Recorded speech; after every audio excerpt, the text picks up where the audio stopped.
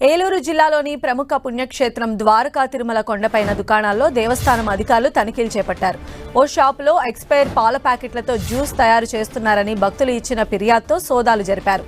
భారీగా ఎక్స్పైర్ అయిన పాల ప్యాకెట్లను స్వాధీనం చేసుకున్నారు. చిన్న వెంకన్న దర్శనం కోసం ఓ భక్తుడు ద్వారకా తిరుమల వెళ్లాడు. కొండపై ఉన్న ఓ షాపులో జ్యూస్ ఆర్డర్ ఇచ్చాడు. స్టాల్ నిర్వాహకుడి వద్ద ఉన్న పాల ప్యాకెట్లు పరిశీలించగా ఎక్స్పైర్ డేట్ అయిపోయినట్లు గుర్తించాడు.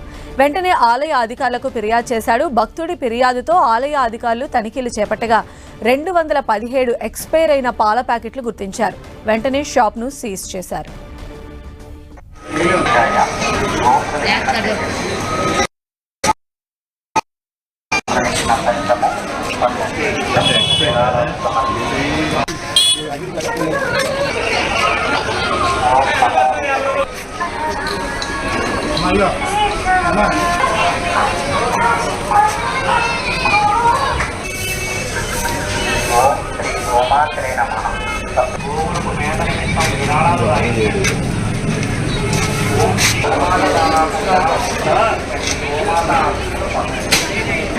Nah,